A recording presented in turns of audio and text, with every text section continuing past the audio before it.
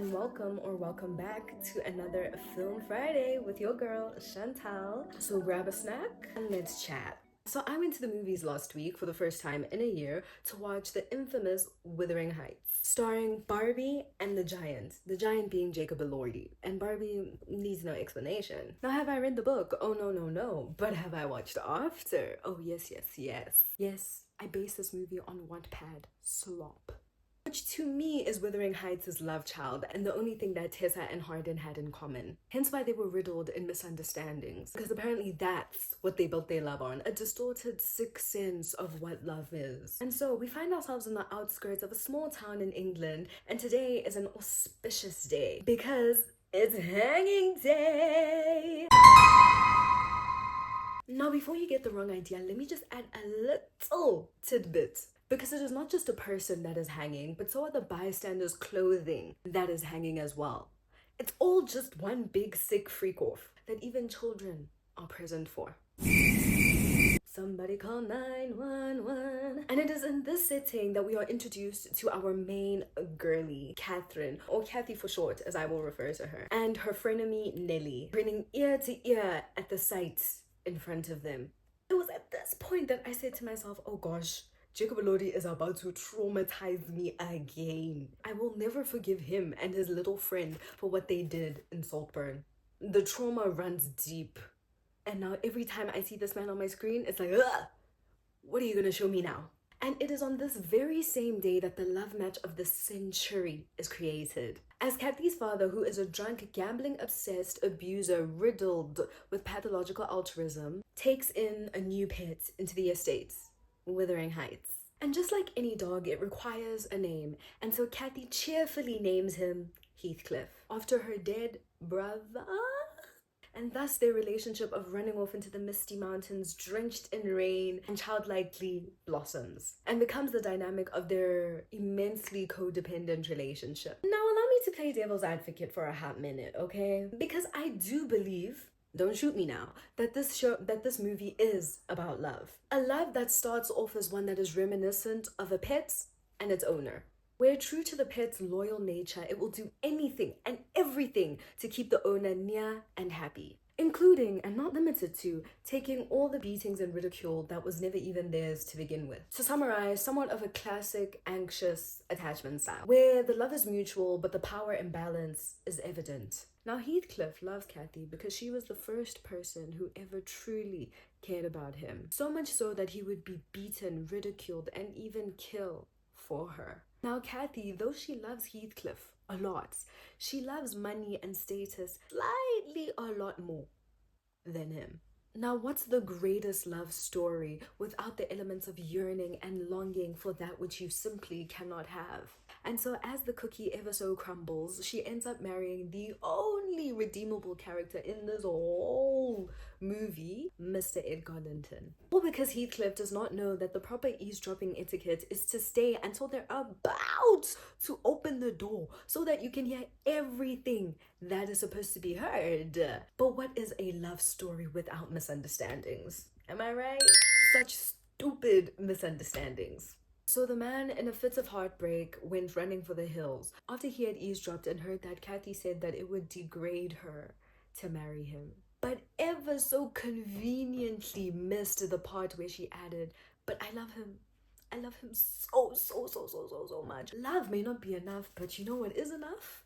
It would degrade him to marry me, and I too would go running for the hills in heartbreak, even if I heard the part about I love you so much, baby, I love you. No. Because what do you mean degrade? Degrade?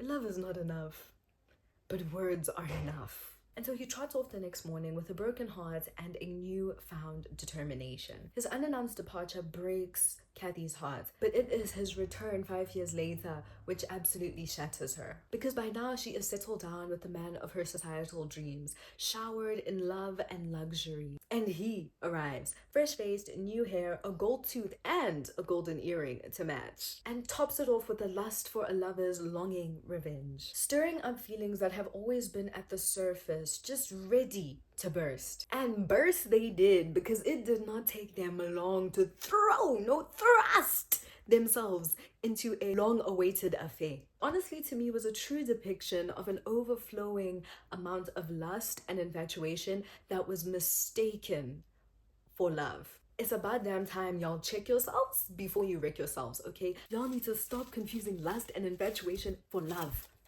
Hey, just because you're getting it on like bunny rabbits doesn't mean now.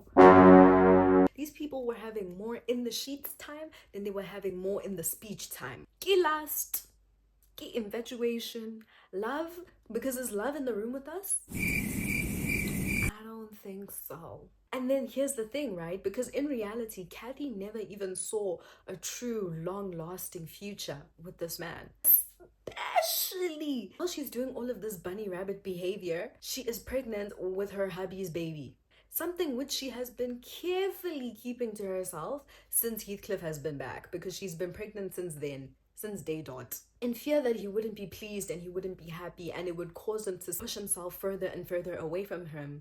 And she was not about to have that, okay? But no, girl, obviously you don't know your man well enough, because the man is cuckoo for Cocoa Puffs. Because when he found out that news, it turned him on more. So much so that they do it while he explains how he will her husband.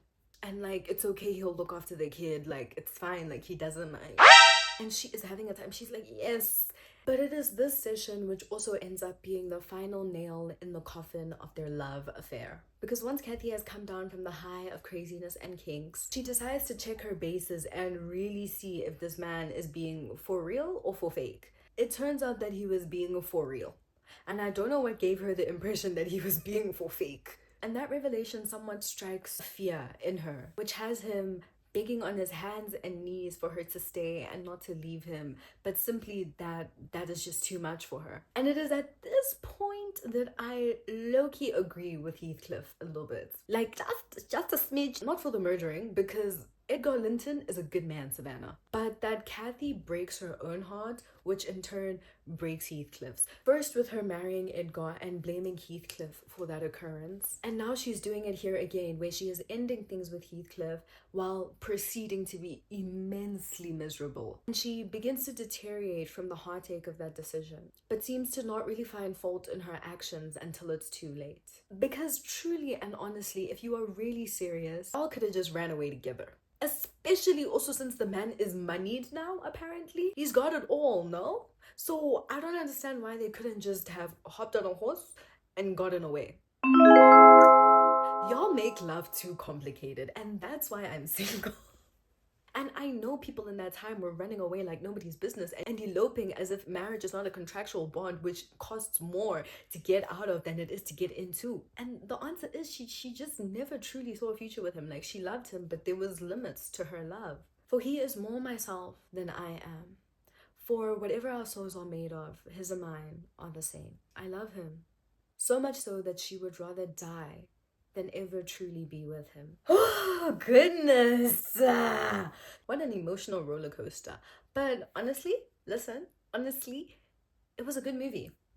Did it stay true to the source material? I don't think so. Hence all the discourse and problems. Because from what I gather, Wuthering Heights was never supposed to be some sort of a love story or a romance to begin with, as they have categorized it in the film and in the PR for the film, but rather a story of horrible people being horrible and repeated cycles of abuse. But minus all the staying true to the original story semantics, I think because I truly had no expectations for the film, because I know nothing besides some references from Wattpad slop. Don't get me wrong, I used to eat that slop down, okay? I read all 5 books in my adolescence. And besides a 10-minute video summary of the book, which I saw weeks before I saw the movie, I did find the score, Margot Robbie's outfits, and even the filming of the movie somewhat enjoyable. I think the story itself, if it was said to be somewhat inspired by Wuthering Heights, or even just its own independent film, with no ties to anything whatsoever, is a good, almost predictable, tropey story, depressing story about destructive bonds. Certainly better than After, okay? And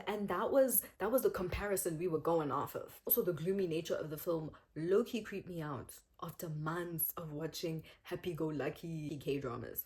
I was a bit scared, I don't wanna lie. I think I'm gonna die in this house. Oh, hindsight is 2020. Wow.